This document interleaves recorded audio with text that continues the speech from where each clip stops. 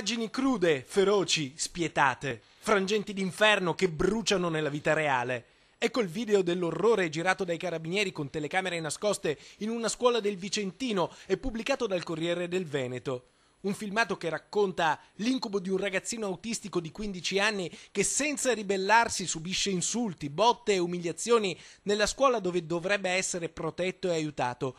Un filmato che inchioda l'insegnante di sostegno e l'assistente sociale di una cooperativa che lavora per l'USL. Chiudi la bocca e manda giù la saliva. Manda giù la saliva. Maiale. Immagini crudeli, terrificanti da parte di un genitore. Ha le lacrime agli occhi e quando guarda quelle immagini crudeli non riesce a darsi pace. A parlare con la voce rotta dalla commozione è il padre della vittima. Proprio una vittima. Lui cerca di collaborare, di fare le sue attività e viene bastonato. Senza motivo, proprio botte gratuite.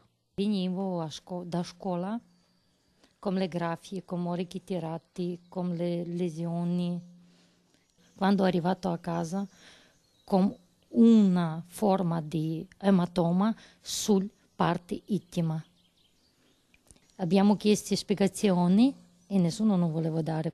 È la tata ucraina del ragazzino a scoprire i segni della violenza e ad accorgersi che a scuola succede qualcosa di strano, di inquietante a quello che lei chiama il suo bambino speciale.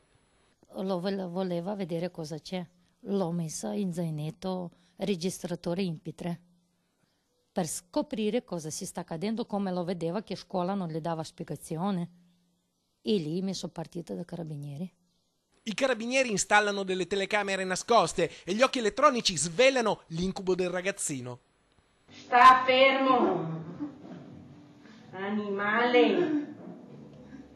Volevi sapere solo perché cosa ha fatto sto ragazzetto a loro. Cosa? Domande disperate mentre scattano le manette. Adesso le due insegnanti sono agli arresti domiciliari dopo aver versato 20.000 euro di risarcimento. Il PM ha chiesto il giudizio immediato, ma quella violenza non ha e non può avere risposte. Non riesco ad essere io a perdonare. Dio può perdonare. Dio può perdonare. Come può perdonare? Può perdonare? No.